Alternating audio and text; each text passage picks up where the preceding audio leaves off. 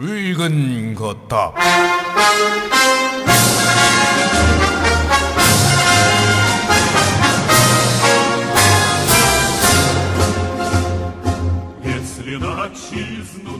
대한민국의 공든탑을 무너뜨리려는 사람들을 낱낱이 파헤쳐보도록 하자. 오늘부터 총 10회에 거쳐 정치, 사회, 문화, 언론, 법조, 교육 모든 분야에 선재해 있는 붉은 거탑들을 무너뜨려 보도록 하겠습니다. 청취자 여러분들께서는 많은 제보, 특히 비하인드 스토리, 뒷담화 좋습니다. 이런 제보들을 부탁드리도록 하겠습니다. 참고로 저희가 규정한 붉은 거탑은 특정 사상이나 이념을 상회하는 세력이 아닌 단순히 대한민국의 공든탑을 무너뜨리려 대한민국을 부정하는 세력들을 저희 나름대로 지칭한 단어임을 말씀드립니다.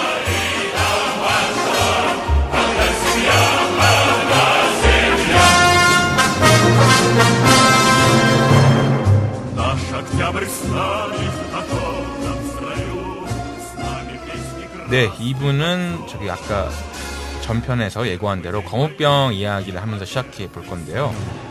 제가 지난 1부를 녹음하고 아주 지탄을 많이 받았습니다. 말이 너무 길다고.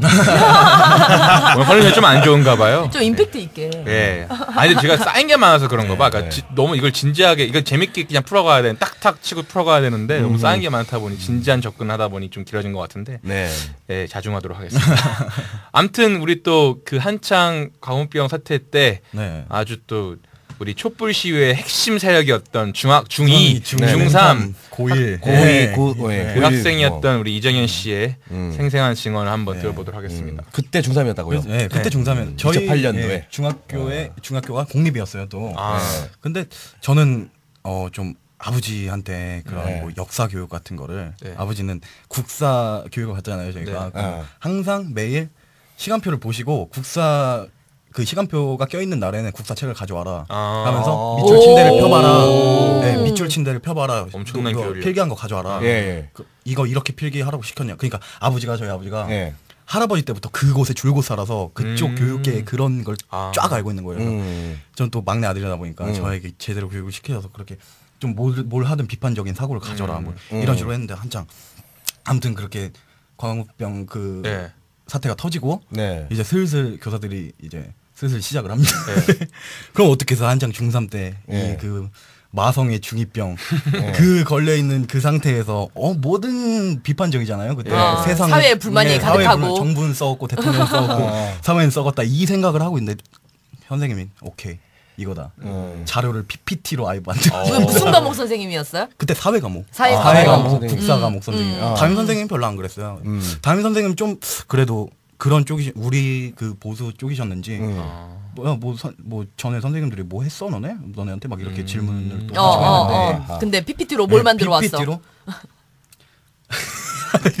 이거 공기 중에서 전염이 된다. 숨만 쉬어도 전염이 된다. 정말? 네, 그런 또 만화가들이 그때 만화를 많이 봤죠. 그렇죠. 그거를 또 강풀.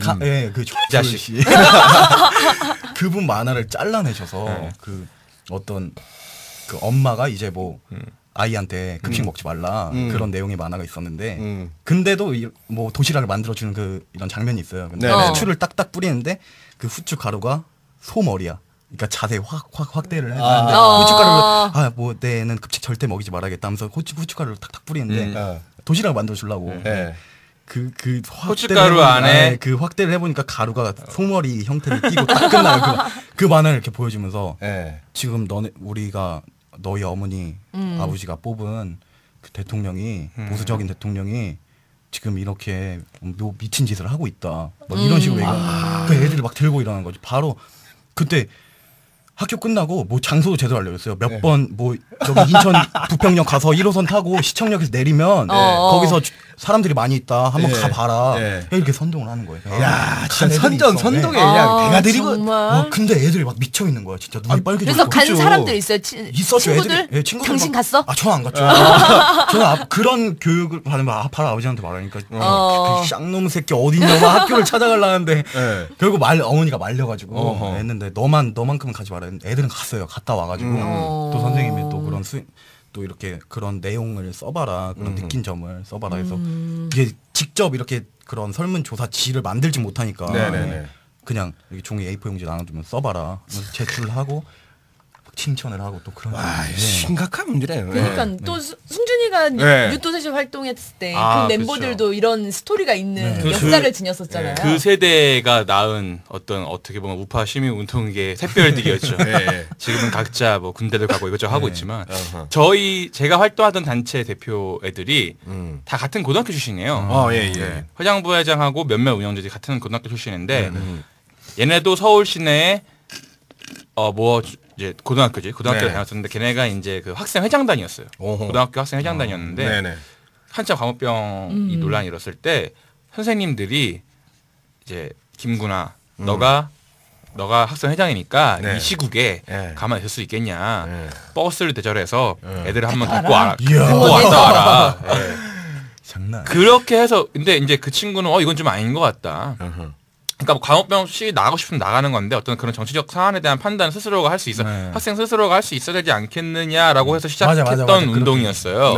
그래서 이제 또 다른 여론의 시작이라는 단체를 만들어 놓고 걔네가 활동을 하다가 이제 그 한창 이제 미친 바람이 좀 가라앉고 이제 고3이 되니까 1년 쉬었다가 대학생이 돼서 다시 나온 게 제가 활동했던 유또다시라는 단체였죠. 근데 그거 보면서 저는 이제 저보다 두세 살씩 다 어린 친구들이었어요. 저는 군대를 갔다 와서 그 친구들을 만났는데 저는 솔직히 되게 깜짝 놀랐어요. 왜냐면은 그러니까 누구나 그런 생각을 할 수는 있었는데 걔네들이 이제 그렇게 나서서 뭔가 했다는 거에 대해서 되게 감명을 되게 많이 받았고 좀 심했다고 하더라고요. 그러니까 수업 시간에 예를 들면 뭐 광우병 사태가 뻥을 치는 것까지는 용서가 되겠는데, 그러니까 선생님이 그렇게 하는 거는 용납할 수 있다. 뻥 치는 것까지 용납할 수 있겠는데 왜 강요하냐는 거죠. 그리고 수행평가에 반영하고 점수에 반영하고 점수에 반영하고 그럼 가라는 얘기거든. 그러니까 가기 싫으면은 점수 안 주겠다 이런 얘기잖아요. 아직 강요하는 건데 어떻게 선생님이 그럴 수가 있느냐라고 하는 게. 근데 그 고등학교가 되게 유명했다고 하더라고요.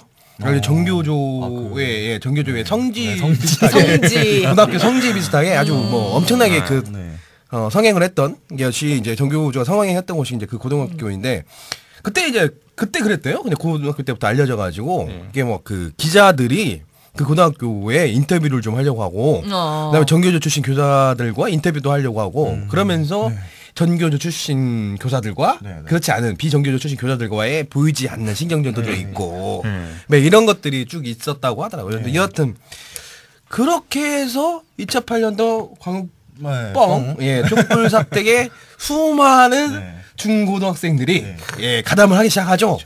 아직 15살밖에 못 살았어요. 나 먹어 미친놈. 나 살고 싶어요. 내 송송 구멍 탁. 제 송송 구멍 탁.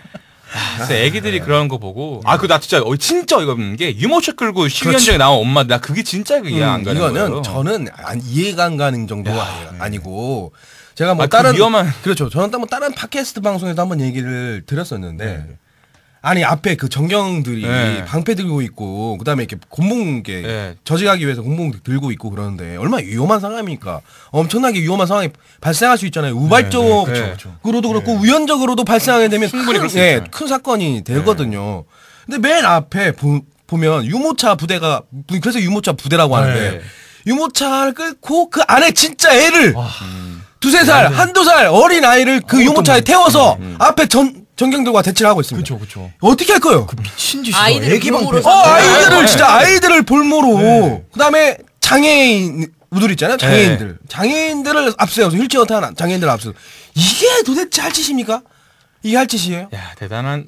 이게 그런 거예요. 이거 진짜 제가 이렇게 비유해서 정말 죄송합니다만, 제가 유모차 그러니까 그 당시 그 사람들을 그렇게 비유하고 싶은 마음까지 드는 게 예전에 보면 그렇잖아요. 베트공들의 전술이라고 하는 게 월남 전쟁하게 되면 베트공들의 전술이 그렇잖아요. 민간인으로 위장을 하거나 아니면 실제 민간인이 완전히 그 민간인 같은 경우 사살하면 전쟁 당시에도 안 되잖아요. 안 되죠. 윤리적으로 전쟁 윤리적으로 안 되잖아요. 그러니까 이렇게 쭉 원래하면 미군이 들어가든 대한민국 국군이 들어가든 우리나라 국군은 좀 안 그랬다고 하더라고. 그냥 다 쓸었다고 하더라고요. 그래서 실제 그래서 베트남에서 우리나라 대단한 용을 많이 먹는데 맞아요. 여하튼 뭐 그 유엔군 미국군이나 이렇게 들어가게 되면은 안주기자 민간 학살 안 하잖아요. 네. 그러다가 뒤에서 뒤에서 총을 그 피해도 엄청나게 많은 것처럼 맞아요. 마치 그런 지금 현상을 지금 보고 있는 거 백대공 그런 전술을 쓰는 거 있는 것처럼 아주 되게 무서운 정교조 얘기하는데 딴 얘기가 좀 나와요. 그러니까 근데 정교조 보면은 실상은 어쨌든 교직원 조합이고 그렇죠. 그리고 교직원 조합이라는 게 어쨌든 뭐 교사나 교육 현장과 관련한 어떤 활동을 하기 위한 어떤 그런 취재에 시작됐는지는 몰라도 실제 근데 지금까지 보여준 활동들을 보면 매우 정치적 그러니까 그렇죠. 오지랖이 좀 넓어요. 오지랖이 너무 넓어. 이렇게 활동을 안 하는 게 없고 개입을 안 하는 곳이 없고 다 있어요, 다 있어. 보면은 뭐 근데 이게 그 말씀 드리기 전에 이제 정교조 자체가 엄청나게 사실 성행을 했잖아요. 지금도 뭐 9,300여 개의 분해가 있고 예산이 그 정부 보조금 그렇죠. 43조래로. 진짜요? 어마어마한 돈이거든요. 상상과 초월해서 엄청난 돈이고 엄청난 거대한 집단인데 처음에 이제 정교조가 사실 정교조 하면 좋은 이미지를 많이 갖고 있잖아요. 그렇죠. 참교육. 그래서 뭐 촌지 없애기, 그다음에 뭐 교사의 권익을 뭐 보호하는 차원, 막 이런 거 있잖아요. 뭐 이런 것들 때문에 실제 정교조가 상당한 그 좋게 평가를 받았던 부분이 있어요. 초기에는. 그러면서 근데 이제 그 보라가 얘기하려고 하는 것처럼 정교조가 완전히 본색을 드러내는 행동들을 쭉 하고 있죠. 그런 얘기를 좀 하면 좋을 것 같아요. 그때가 가장 그런 활동들이 가장 부각이 되고 비판적으로 보였던 때가 실은 노무현 정권 때였어요. 그러니까 뭐 그 전에는 합법화가 89년도 99년도 이렇게 후반에 됐었고 이제 2001년부터 한 2003, 4년 이때 실은 가장 많은 정치적인 편향적인 활동을 가장 많이 했고 실제 정교조 교사 수도 가장 정점을 찍었던 2003년도거든요. 그렇죠. 노무현 정권 때 9만 명 이상이 가입을 하고 이랬는데 보면 17대 총선에서 민주노동당 지지선언을 또 했고, 민주노총 파업에도 동참을 했고, 나는 민주노총 노동자하고 정교조하고 무슨 이게 제가 설명을 잠깐 드릴게요. 잠깐 드릴게요. 자, 봐요. 지금 현재 이정희가 대표로 있는 통합진보당에서 주로 하는 얘기가 뭐죠? 3가지 정도 됩니다. 주한미군 철수, 국가보안법 폐지, 코리아 연방제. 앞에서 생쇼하면서 코리아 연방 하겠다고 뭐 대한민국 대통령 이정희 했던 그 3가지가 통합진보당의 주요 정책적 방향이고 의제이고 추구하는 목표잖아요. 그렇죠. 민주노총은 어떨 것 같아요? 똑같습니다. 민주노총 똑같아요. 민주노총의 뭐 예를 들어 규약이 됐든 뭐가 됐든 뭐 다 뭐라고 해야 되나 아무튼 뭐 추구하는 목표. 정교조도 똑같습니다. 국가보안법 폐지, 그다음에 주한미군 철수, 그다음에 고려 연방제 똑같아요. 그러니까 똑같은 곳이에요. 똑같은 거예요. 그래서 전교조 조교조 위원장 출신이 민노총도 가담해서 민노총도 하고 그다음에 민주노동당도 가입해서 활동하고 그런 거 똑같은 맥락입니다. 이거는 협력단체라고 같은 그냥 같은 단체예요. 같은 단체. 그렇게 봐야 돼요. 알겠습니다. 눈빛이.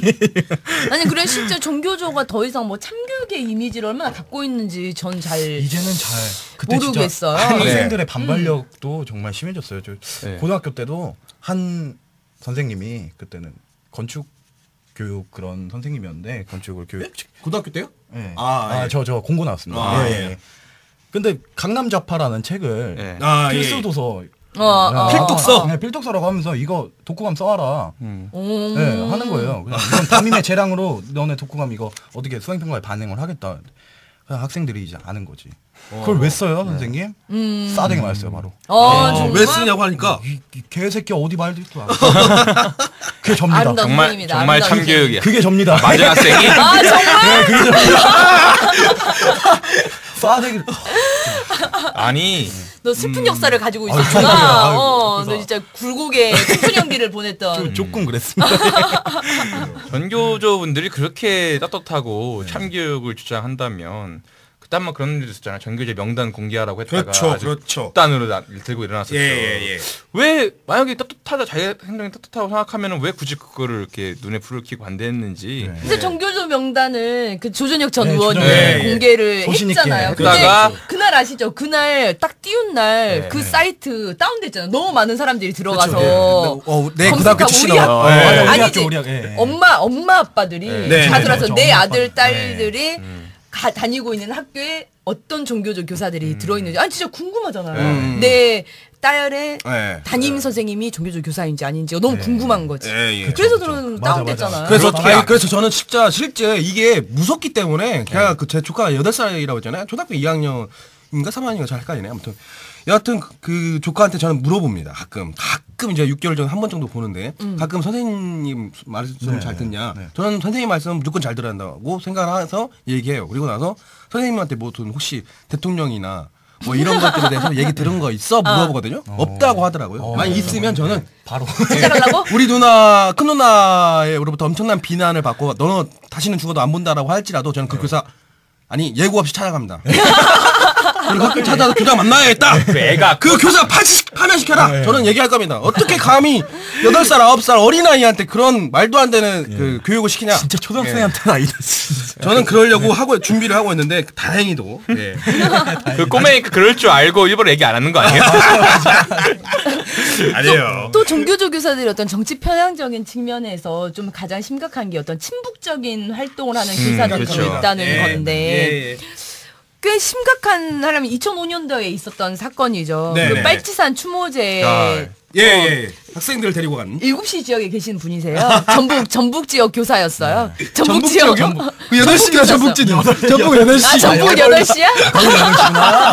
아, 궤도가 좀 정확하구나.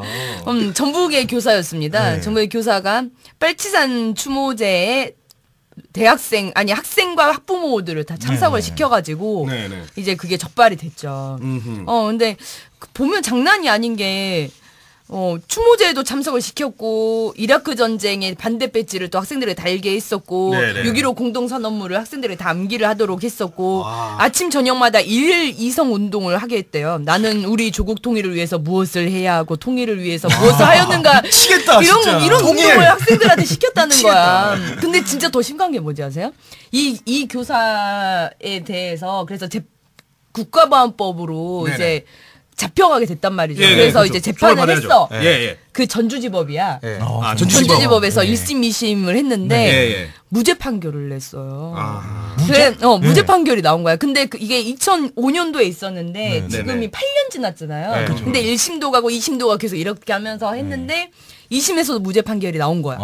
그래서 근데 이제 그거 이제 대법원에 올라갔는데 대법원이 이 1, 2심 판결이 좀 심리 자체를 좀 잘못한 것 같다. 명확한 위법 소지가 있는데도 불구하고 그래서 대법원이 그걸 내려보냈어요. 그게 2013년 3월에 있었던 일이에요. 얼마 전이구나. 응, 꽤 얼마 전에.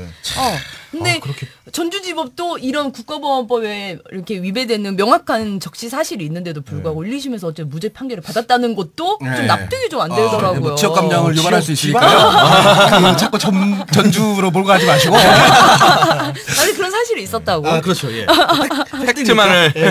고향에 대한 좀 이렇게 애양심이 좀 있으신 것 같아요. 오빠? 전혀 없습니다. 왜 이러시는 그런 건 거예요? 아니고 저는 그런 건 아니고요.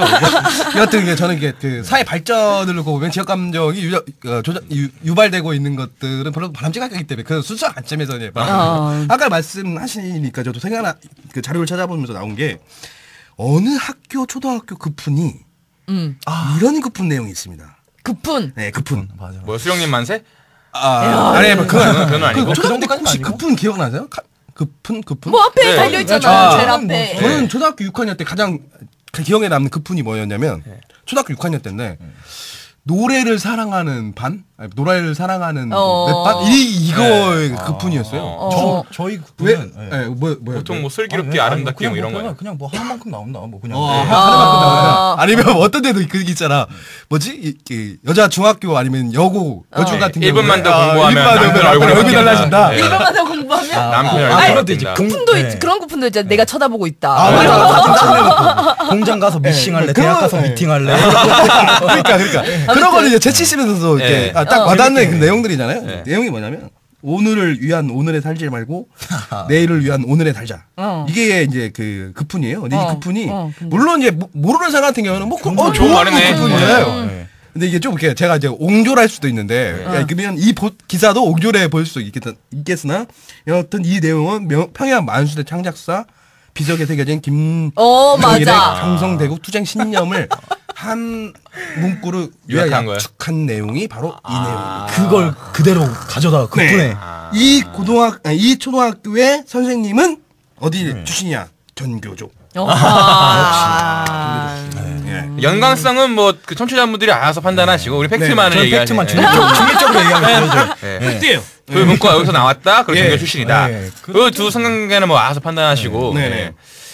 저는 그런 것들도 많이 문제라는 생각되는데 어쨌든 우리 사회가 어떻게 발전하고 우리가 그런 거 다 배우잖아요. 경제는 어떻게 돌아가고 그렇죠. 뭐 이런 것도 다 배우는데 그런 부분에 있어서 편향적인 그런 것도 꽤 많은 것 같아요. 그렇죠. 우리 뭐 3대 경제 주체잖아요. 가계, 기업, 정부 뭐 이런 게 있으면 이 모든 오랜만에 어떤 들어본다. 이 돌아가는 어떤 것에 대해서도 꽤 부정적인 교육들도 많이 하고 특히 이제 전교조 출신의 이제 선생님들이 이제 그 재벌, 대기업, 엄청나게 비판합니다. 그러면서 이 자본주의란 뭐냐를 이거를 이제 가르치잖아요. 근데 물론 자본주의를 가르치기가 쉽지 않을 거예요. 이게 한순간에 뭐 이렇게 딱 설명이 되는 건 아닌데 어떻게 가르치냐면 바로 자본주의란 뭐냐면 이 상품 경제로서 황금 만능의 사회를 만드는 게 황금 만능의 사회를 만드는 게 바로 자본주의고 오직 자본가 계급 아까 말했잖아 노동자 너희들은 노동자 너희들은 노동자야. 근데 오직 자본가들만을 위한 세상을 만들려고 하는 게 바로 자본주의고 그다음에 부익부 빈익빈 사회를 좀 더 강화시켜 나가는 게 바로 자본주의야. 그런 교육을 누가 있어요? 전교조 출신의 교사들이. 아 진짜로? 수업 시간에 그런 것들의 발언을 한다는 거예요. 그러면서 대단하다. 대기업 재벌들이 그 자본주의를 만들어가고 있는 곳이다라고 하는 걸로 더 씌우면서 같이 반기업 정서를 만들어내는 거예요. 기업은 대기업은 무조건 나빠 이런 식의 사고방식을 갖게 그러면서 근데 확실한 건 분명히 있는 것 같아요. 아무리 그렇게 강조를 하고 교육을 시켜도 나중에 다 졸업하고 나면 어디 가고 싶다? 삼성 가고 싶다. 대기업을 가고 싶다. 그런 교육은 그 뻔한 건데. 근데 넌 참 아니 교사라고 하는 사람 교사라고 하는 직업 자체가 그런 거잖아. 다른 사람의 인생을 가르치고 가치관을 형성시켜주는 어떤 그런 사명감을 가진 존재라고 볼 수 있는데 이 사회는 잘못 돌아가고 있고 그럼요. 너가 커서 그런 거죠. 꿈과 희망을 가르치는 게 아니라 너는 커서 어쨌든 이렇게 자본주의가 심화된 사회에 살아갈 수 없는 그런 뭐 비참한 노동자 현실이 될 수밖에 없다. 그런 좀 어떤 사회의 암울함만을 가르치는 게 좀 뭔가 더 부정적으로 그러니까 사회에 대해서 부정적으로 만들고 사람의 성격도 인격적으로도 좀 사회를 암울하게 보고 이런 것들을 양산하게 만들지 않나라는 생각이 너무 많이 드는 것 같아요. 비판적이지. 그러니까 대한민국 그러니까 저는 그런 것 같아요. 그러니까 우리나라의 교육도 그렇고 이게 우리나라 교육 자체가 좌파들이 주도하는 교육이잖아요. 모든 교과서 자체가. 민족주의 사관도 민족주의 사관부터 시작해서 우리나라는 우리나라의 교육의 모든 게 교과서 자체가 선정하고 있는 교과서 자체가 다 좌파들이 만든 교과서인데 보면은 그냥 우리나라 현대사가는 너무 암울한 현대사예요. 너무 암울한 역사이고 그렇잖아요. 그리고 거기에다가 지금 현실에 눈을 뜨지 못한 이제 학생들에게 전교조 교사들이 아주 선전선동에 능한 전교조 교사들이 그것들을 양념을 쫙쫙 뿌려대면 투쟁 병기로 만들라는 거지. 투쟁의 현장에 나가는 투쟁꾼이 될 수밖에 없는 그런 밑바탕 작업은 진짜 지금 학교에서도 지금 이 시각에도 일어나고 있는 일이고 아예 대놓고 일선의 정치적인 어떤 활동들을 많이 하는 경우가 있어요. 맞습니다. 요즘에는 교육감을 우리가 선거를 뽑잖아요. 그렇죠. 이게 이제 2006년 12월인가 그때 아마 원래는 이제 지정이었죠. 교육부 장관이랑 나라에서 이제 지정한 사람이 각 시도교육청장을 하는 거였는데 이제 전교조를 필두로 좌파 시민단체에서 이제 우리 아이의 교육은 우리 교육감은 우리가 뽑아야 된다라는 이 프레임으로 이제 가져가서 직선제를 이끌어냈어요. 직선제를 이끌으니까 어떤 문제가 일어났냐? 안 맞는 거예요. 그 교육부 장관이랑 이 직선제를 뽑혀는 다른 거예요. 이게 계속 어긋나는 거예요. 사실 교육은 백년대계라는 말이 있잖아요. 근데 백년대계로 해도 지금 부족할 판국에 지금 뭐 4년인가 5년에 한 번씩 교육개혁이 계속 바뀌니까 계속 그러니까 뭐 지금은 이제 선거를 두 번 그러니까 재보선 해갖고 2번 했는데 어쨌든 이게 계속 바뀔 거 아니에요. 이대로 가면 이렇게 계속 바뀌고 하면 교육이라는 게 어떻게 제대로 잡히려나. 그리고 중앙정부와 혹은 중앙교육청과의 어떤 그런 연계 플레이도 계속 지금 엇박자나고 그 대표적인 사례가 바로 그 광노현 교육감이 되면서 이제 서울시와 부딪혔던 그 무상급식. 무상급식. 그것도 있어요. 이게 지금 무상급식으로 인해서 매우 심각한 문제들이 많아요. 사실은. 재정도 재정 문제, 예산 문제가 가장 큰데 이제 그 뭐 서울시 그러니까 그 학교에서는 당연히 이제 그 요청을 하는 거잖아요. 서울 그 교육청에 이제 그 요청을 할 거 아닙니까? 예산 그렇죠. 요청을 하는데 계속 그러는 거예요. 그 서울시의회 예산 더 달라, 예산 더 달라. 네. 학교 환경 개선해야 한다. 라고 얘기하는 거예요. 근데 그러면 서울시 의회 입장에서는 무슨 소리냐. 네. 니네 교육 예산 답변 이미 편성 끝났다. 돈 없다. 니네가 아살리지. 돈이 없는데 어떻게 하자는 거냐. 라고 이게 갈 수밖에 없는 거고. 그 이유가 패단이 뭐냐면 무상급식을 계속 하는 겁니다. 무상급식 하니까 뭐냐면 기본적으로 학교가 망가져가고 있는 거 어떻게 망가지고 있냐. 봐봐요. 이렇게 더운 여름날 사실 에어컨 물론 저 고등학교 때는 에어컨이 없었어요. 나도 네. 나 고등학교 2학년 때까지 없었어. 여러분들 인생 좋아진 거야. 저희 입학과 동시에 아예 저 저때 에어컨 없었습니다. 예, 에어컨 없어가지고 나이 너무 티난다. 남자 고등학교였기 때문에 위도 다 벗고 와요. 예, 바지 벗고 메리아스만 입고. 저희 그랬대요 선배들이. 네, 메리아스만 입고 그러면 이게 여교사 들어오시잖아요. 여성 여자 선생님도 들어오시면 뭐 좀 조금 민망해 하실 거예요 아마. 근데 뭐, 티를 안 내. 메리아스만 입고 있으면 놀리는 메리아스만 입고 있으면 다행이지. 아니면 뭐 좀 더 심하게 진짜 메리아스 안 입고 있는 경우도 있고 막 이러잖아요. 너무 더우니까. 그러면 막 여자분들 좀 입어라 그러면. 아 더운데 어떡해요. 그게 투쟁이구나. 네, 그게 투쟁이지. 그래서 아무튼 여하튼 냉난방 자체도 안 되죠. 너무 학교가 추워가지고 예를 들면 학교가 손을 불어가면서 학교를 다닐 정도 추운데도 불구하고 난방 시설을 가동을 못 한대요. 의자도 딱딱하고 차갑고. 의자 딱딱하고 그다음에 화장실 변기 뭐 깨지고 망가지고 맞아. 유리창 깨져도 그걸 바꿀 돈이 없다는 거예요. 예산 자체가 편성이 안 되기 때문에 이게 다 어느 하나에 그렇게 아무 생각 없이 막 몰빵해버리면 반드시 한 곳을 삑니다. 그렇죠, 이걸 생각하지 않고 그냥 아니 그러니까 이게 사회가 톱니바퀴처럼 굴러가는 그렇죠. 거잖아요. 이게 전교조에서 교육감 직선제를 하면서 있던 어떤 이런 나비 효과들이 이렇게까지 다 퍼져가는 거죠. 그래서 저는 그래서 전교조 때 어떤 행위 하나하나가 물론 그 아까 쭉 우리가 말했던 교실에서의 그런 것도 굉장히 좀 문제지만 이런 어떤 정치적인 움직임, 교직원 이게 교사인데도 불구하고 정치적인 움직임을 벌이고 있고 또 뭐 끝도 없어요. 뭐 학생인권조례도 굉장히 정치적인 사안이죠. 그런 문제가 되는 사안인데 이것도 뭐 전교조에서 앞장서서 뭐 하고 있고. 이게 분명히 말씀드리는 건 아까 말씀드렸잖아요. 그 통합진보당 이게 과거에 이제 민주노동당이라고 얘기를 해야죠. 지금 통합진보당과의 관계성도 매우 뭐 거의 같은 단체라고 볼 수 있지만 또 이었던 과거에 이제 민주노동당, 전교조, 민노총은 같이 가요. 같이 가. 그래서 제가 듣기로는 민주노동당에서 이제 처음에 이제 무상급식을 만들어냈잖아요. 이게 이제 전교조 작품이겠지. 전교조의 작품으로서 쭉 올라간 게 무상급식이 하나입니다. 우리가 씨를 뿌릴 테니 진짜 중요한 게요. 그런 교사 집단에서 전교조를 만들었지만 실제 무상급식을 하면서 여러 그 뭐라고 해야 되나 음모라고 해야 되나? 아니 음모라고 하기 보기는 어렵지만 어쨌든 그 무상급식을 하면 그 무상급식을 하기 위해서 영양사부터 시작해서 많이 만들어야 되는. 음모가 아니에요. 거기 다 연관이 있습니다. 전교조와 같이 그런 어떤 급식을 하기 위한 그런 조합들을 만들어서 맞아. 또 학교 내에 전교조과 같은 또 그런 조합을 만들려고 그게 실제로 문제 생겼어요. 그 급식 조합이 거부하는 거야. 그러니까 뭔가 학교 하는 게 이게 아구가 안 맞으니까 애들 밥을 불문으로 삼아갖고 안 해버리는 거 일을 파업하고 실제로 그런 게 있었어요. 맞아 있었어요. 그러니까 이 교육 현장에 다 정치적으로 변모되는 게 전교조가 그렇게 앞에서 나서고 그리고 그것에 의해서 또 교육감 직선제를 하면서 정치적인 결국 다 이제 정치 편향화 됐잖아요. 그렇죠. 어떤 정치 성향을 가진 교육감이 당선되느냐에 따라서 정책이 바뀌어 버리니까. 맞아. 그럼 뭐 비리 바로 강노영 교육감도 그 자기가 뭐 진보의 어떤 그 성향의 어떤 가지고 있는 나는 진보적인 교육감에다 이렇게 선한 척했지만 결국 교육비를 돈 주고 해서 이렇게 되고 그러니까 이런 문제들이 다 벌어지는 게 도미노처럼 교육 현장에 다 정치적으로 해버리는 정치의 장이 돼버렸어요. 이게 다 전교조 때문이야.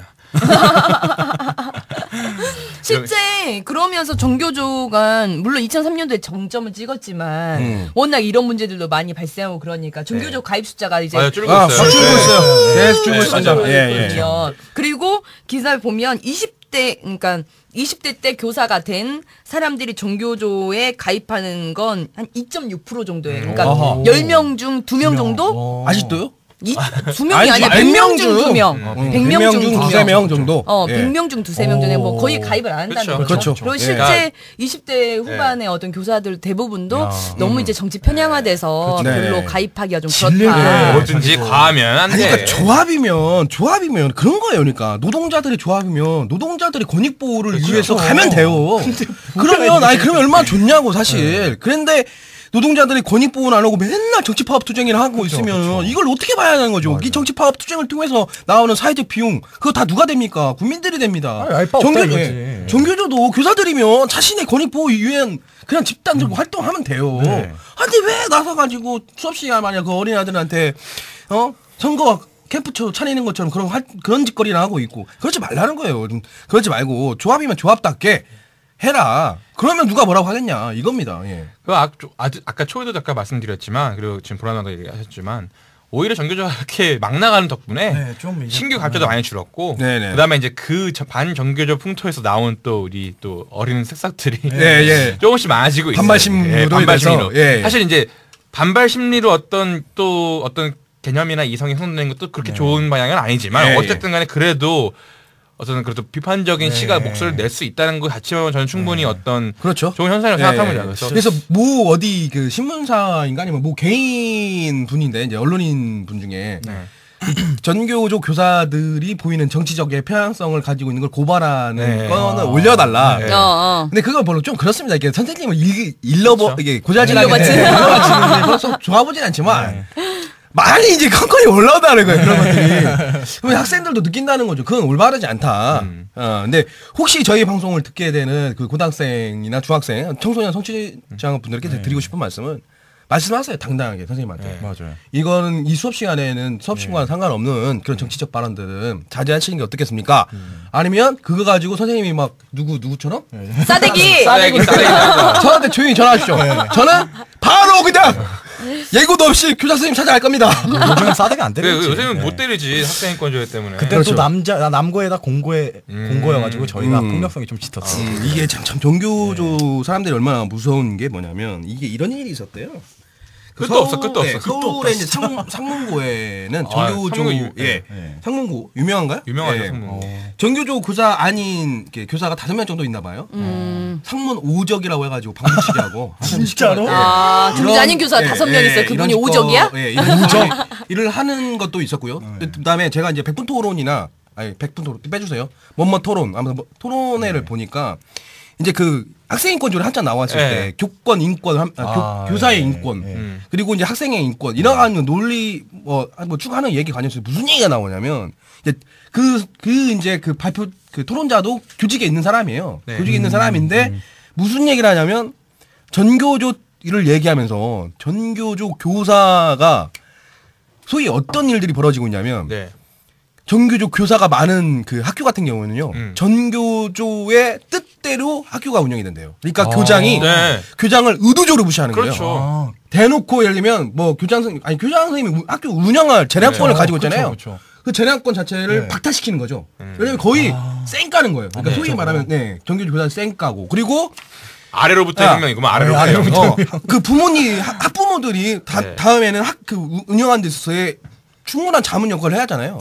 그 학부모들조차도 제발 정교조 그러지 마라. 하는데도 학부모들도 무시하면서 정교조가 그렇게 하는 그 횡포를 부리기도 있고 어떤 학교 같은 경우에는 학생들을 시켜서 예를 들면 좀 그 학교마다 있지 않습니까? 공부보다는 주먹을 좋아하는 친구들 많잖아요. 꽤 있잖아요. 그 친구들을 조장을 해가지고 교장을 폭행하는 경우도 있고 이게 정교조의 사주를 받고. 근데 실제 그래서 종교조하고 갈등을 빚었던 어떤 충남의 어떤 한 교장이 자살했어요. 아 정말요? 자살한 사건도 있어요. 이게 정말 심각한 문제들이 지금 벌어지고 있고 법치주의사에 저는 개인적으로도 어떤 이런 진보를 표방하는 많은 집단들이 보여주는 진보가 이렇게 느낌은 허울이 이렇게 좋은 건데 이제 그런 비민주성이나 어떤 비순수성 이런 거에 좀 많이 붕괴를 하는 편이에요. 근데 종교조도 거기서 비켜날 수 없는 게 예전에 기억하실 거예요. 2008년도에 민노총에 있는 그 성폭행 사건 기억나시죠? 그 정교조 요교서가 그 수배 중이던 민노총 간부를 숨겨줬는데 그 간부가 그 여교사를 성폭행 하려다가 실패했던 사건이었죠. 근데 이게 미수 사건은 근데 이게 2009년도에 이슈가 됐단 말이야. 그러니까 근데 실제 이 사건이 있었을 때 당시에 종교조 지금 현재 네네. 지금은 진보정의당이죠.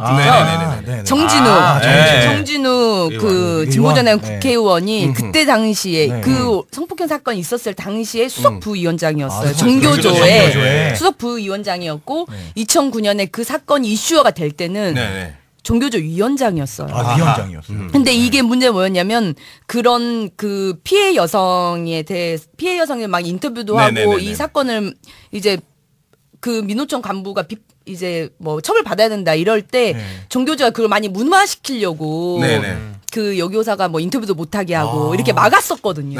이 사건을 무마시키는 어떤 핵심적인 역할을 했던 사람이 정진우 위원장이었는데 그래서 그렇죠. 그래서 국회의원 달고 있고 원래 통합진보당 국회의원 그 비례대표로 이렇게 되어 있었을 때 그 피해자 지지 모임에서 반대를 했었거든요. 실제. 맞아요. 맞습니다. 이 비례 어떻게 이런 사람을 비례대표로 공천할 수가 있느냐. 근데 빠져나온 건가요? 그렇죠. 버젓이 지금 국회의원을 하고 있어요. 이런 사람이. 그렇죠. 아니 이것만큼 얼마나 권위주의적이고 그런 사람이 비민주적인 겁니까? 그렇죠. 그런데 자기네들은 매일같이 민주주의를 외치고 있어요. 개코 같은 소리 하지 마세요. 좀. 이거 말고도 또 있어요. 끝도 없다. 이게 그 뭔 작품이냐면 이게 어떤 작품이냐면 아마 이게 민주당 출신 국회의원인지 제가 정확히 기억이 안 나요. 민주당 출신 국회의원이 아무튼 오마이뉴스 한 여기자를 성추행한 사건이 벌어졌습니다. 근데 오마이뉴스 내에서 예를 들면 사실 선거 기간이니까 영향을 미칠 거 아닙니까? 그 사실이 퍼지게 되면은. 그래서 자꾸 무마시키려고 했던 것들이 있었어요. 그리고 나서 그 여자가 너무 이제 화가 나가지고 이걸 이제 언론에 터뜨린 거죠, 사실은.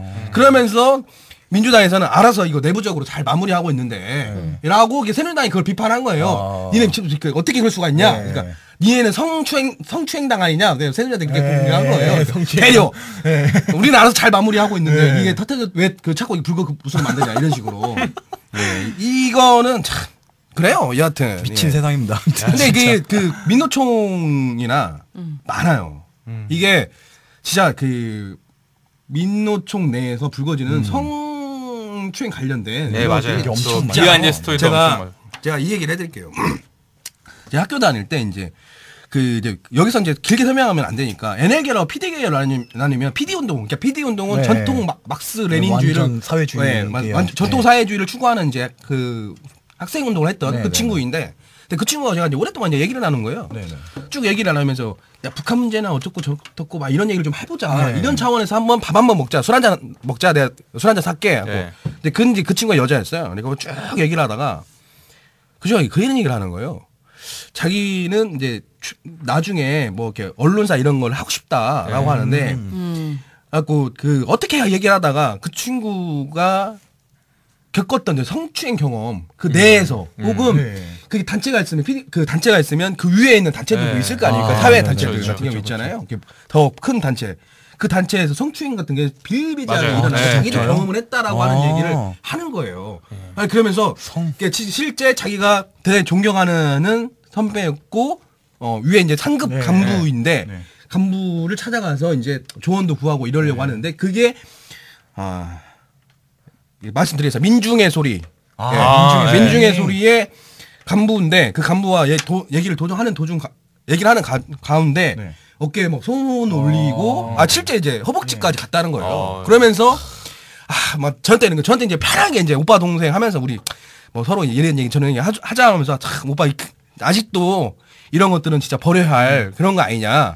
하면서 그런 얘기를 했던 이게 비일비재하게 일어난다는 거예요. 그러니까 공개가 되지 않았을 뿐이지. 그렇다는 겁니다. 아무튼 오늘 진짜 그 뭐 전교조로 시작하면 얘기가 끝도 없이 없죠. 또 교육이란 게 또 모든 일 또 시작이잖아요. 그래서 끝도 없이 나오는데 아무튼 뭐 정리를 하자면 저는 아까 주영님 잠깐 말씀하셨지만 좀 전교조가 본연의 임무에 충실했으면 좋겠어요. 교사 권익을 뭐 좋은 일도 많이 했죠. 뭐 촌지 없애기 운동 이런 거 많이 했어요. 그리고 운동, 뭐 인성교육 강화 운동. 그리고 선생님들도 정말로 실제로 저는 정교조 본연의 역할보다 그냥 정교조는 해체돼야 되는 그러니까 제가 드리고 싶은 말씀은 어떤 대안의 조직이 있지 않는 이상 좋은 일이라고 표현하기보다는 정교조 출신의 교사들이 되게 착하다며. 네, 그런 사람이 많은 있어요. 저는 초중고등학교 때 정교조 출신의 교사들을 만나본 적은 없어요. 한 명도 없었어요. 이게 저 그때 했던 그 정교조 명단 공개했을 때도 제가 다녔던 학교에는 정교조가 한 명도 없어요. 예, 실제 없습니다. 없는데 여튼 뭐 되게 착하고 인간성 좋고 그다음에 사람들을 따뜻하게 대하고 그러잖아요. 그거 왜 그런 줄 아십니까? 정교조로 가담시키고 아무튼 작업 끌려고 하는 한마디로 쉴드 치는 겁니다. 그런 거에 속으면 안 돼요.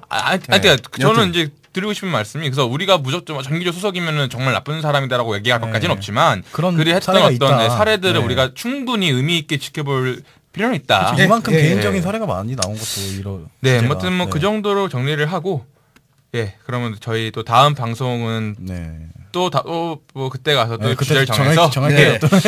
근데 민노총 관련된 얘기 나왔으니까 노동조합에 대한 얘기를 한번 해보는 것도 나쁘진 않을 것 같아요. 네, 저도 그건 좀 개인적인 사례가 있어가지고. 그럼 그렇게 일단 결정을 쳐놓고 뭐 언제든지 바뀔 수 있습니다. 언제든지 바뀔 수 있으니까 그렇게 다음에 또 만나는 걸로 하겠습니다. 감사합니다. 감사합니다.